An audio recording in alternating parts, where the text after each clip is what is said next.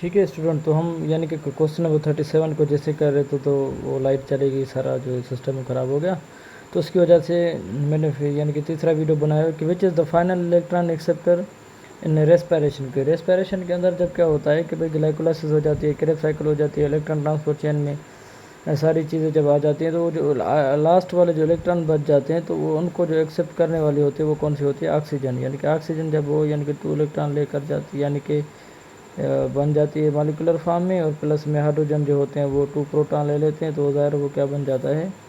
वो H2O बन जाता है, H2O। ठीक है, तो फाइनल जो इलेक्ट्रॉन एक्सेप्टर होता है वो हमारे पास क्या होती है? वो ऑक्सीजन होती है। उसके बाद हमारे क्या है कि if respiratory rich in oxygen, तो आर की वैल्यू क्या होगी? तो पहले तो मैं आपको बताया हूँ कि आर की वैल्यू क्या होती है। जो ऑक्सीजन जो होती है इनहेल्ड एंड CO2 जो होती है वो इवॉल्व होती है, ठीक है, उसको हम आर क्यू कहते हैं। और ये प्रोटीन रिच सब्सटेंस की यानी कि ऑर्गेनिक एसिड्स की वगैरह की सबकी क्या होती है? वो मुख्तलिफ होती है। कि एफ रेस्पिरेटरी कह रहा है कि 38 नंबर क्वेश्चन में कि F respiratory rich in oxygen, तो क्या होगी? दायरा सबसे पहले वो तो आपको पता होना चाहिए, जो है वो लेस देन 1 होगी, ठीक है ना, यानी कि 1 से क्या होगी? कम होगी, ठीक है, क्योंकि उसमें क्या होता है ऑक्सीजन तो ज़्यादा मतलब रिक्वायर्ड होती है, और CO2 जो इवॉल्व होती है वो बहुत सारी यानी कि कम होती है, ठीक है। अमाउंट ऑफ ऑक्सीजन ज़्यादा कंज्यूम होता है और जो CO2 जो होती है वो बहुत कम इवॉल्व होती है। तो ज़ाहिर है जब ऑक्सीजन की वैल्यू बढ़ जाती है और CO2 कम हो जाती है तो ये क्या हो जाता है? लेस देन 1 हो जाता है। उसके बाद है यानी कि हमारे पास कि भाई प्रोटीन, यानी कि प्रोटीन जो होती है रिच पल्सेस है R Q equal to, protein rich pulses जो होती है हमारे पास, तो उनके पास ये भी मैं इसमें करके गया हूँ। हालांकि ये भी क्या होता है? लेस देन 1 होता है, और ये भी क्या होता है?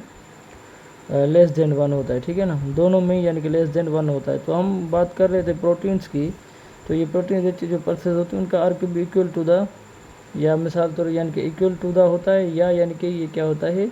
लेस देन 1 होता है। तो सेम सीजन है कि प्रोटीन को डाइजेस्ट करने के लिए ऑक्सीजन तो ज़्यादा ज़रूरत होती है, और CO2 जो इवॉल्व होती है वो बहुत कम होती है। उसके बाद है कि हमारे पास कि भाई वाउंडिंग प्लांट ऑर्गन से रिजल्ट इन, वुंडिंग जो होती है उनकी जो भराई हो जाती है, मतलब कोई इन्फेक्शन वगैरह पे हो गया, वुंड बन गया, तो उनको बाद में जो मतलब यानी कि ट्रीटमेंट होता है या रिकवरी होती है, तो उसमें क्या कह रहा है कि प्लांट ऑर्गन से रिजल्ट इन, ऐसा क्या होता है? तो ज़ाहिर है जब वाउंडिंग हो जाती है तो उसमें जो रेट ऑफ यानी कि रेस्पिरेशन होता है वो बढ़ जाता है, rate of increases rate of respiration, ठीक है ना। तो रेट ऑफ रेस्पिरेशन जो होता है सबसे ज़्यादा वो बढ़ जाता है। ज़्यादा रेट ऑफ रेस्पिरेशन जो है वो ऑटोमेटिकली जब बढ़ जाएगा, wounding and plants initiated meristematic activity, तो जैसे ही मतलब वुंडिंग हो जाती है तो मेरिस्टेमेटिक एक्टिविटी जो है बढ़ जाती है। ज़्यादा मेरिस्टेमेटिक एक्टिविटी बढ़ जाएगी तो उनको जो है वो ज़्यादा एनर्जी की ज़रूरत होती है, ज़्यादा एनर्जी की ज़रूरत होती है तो ज़ाहिर वो रेस्पिरेशन का रेट बढ़ जाएगा। उसके बाद यानी कि क्या बन जाता है? वाउंड कैलस, यानी कि जब वाउंड कैलस बन जाता है तो आहिस्ता आहिस्ता उसके बाद वो क्या हो जाता है? रिकवर हो जाता है। तो इसका जो सही जवाब ये होता है कि increase in the rate of respiration, यानी कि फॉलोड बाय नॉर्मल रेट, जो तो नॉर्मल रेट के साथ साथ ये रेट ऑफ रेस्पिरेशन क्या कर जाता है? बढ़ जाता है। A competitive inhibitor of succinic dehydrogenase is, अभी हमारे पास क्वेश्चन नंबर 41, यानी कि जो कॉम्पिटेटिव इनहिबिटर है असल में वो क्या होता है? मेलोनेट होता है। आपको एक तो पता होना चाहिए कि इनहिबिटर क्या होते हैं।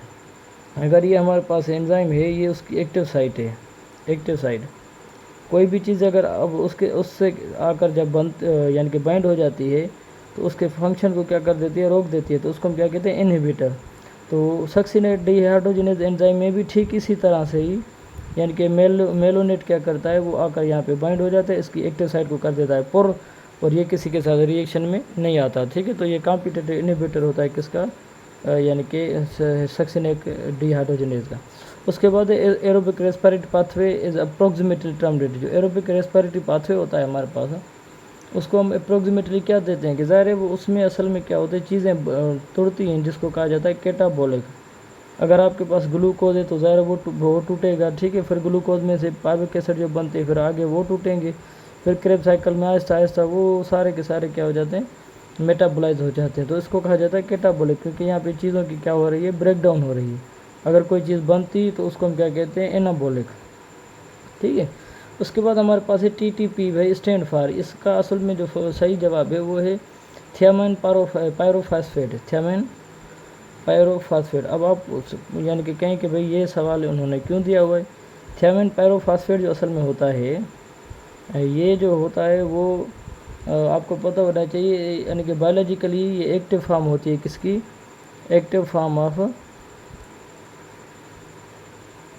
B1 जो हमारे पास विटामिन है ना, B1 का होता है।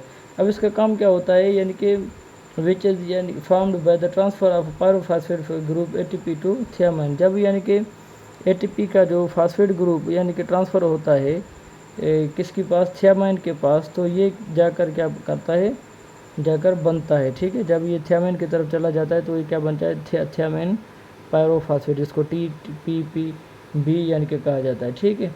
और इसका असल में काम क्या होता है, एक्ट एज ए को एंजाइम, ये को एंजाइम तौर यानी कि क्या करता है, वो काम करता है। तो stand for TTP means thiamine pyrophosphates, ठीक है। एक्टिव फॉर्म होती है B1 की, और ये बनता कैसे, जब फास्फेट ग्रुप ATP से थियामिन की तरफ चला जाता है तो ऐसे बनता है। कह रहा है कि how many cytochromes are involve in the electron transport chain. असल में वैसे तो हमारे पास पता है कि भाई 4 कॉम्प्लेक्सेस होते हैं, 4 कॉम्प्लेक्सेस होते हैं, ठीक है।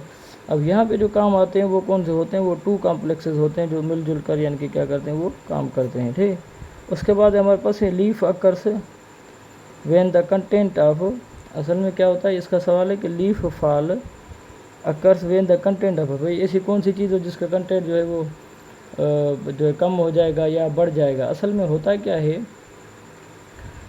ऑक्सीजन जो होता है वो उसका concentration leaf fall occurs when the content of dash dash यानी कि डिक्रीज। असल में क्या होता है, जब पेट्योल ऑफ यंग लीफ जो होती है वो सिंथेसाइज करती है किसको, ऑक्सीजन को, ठीक है।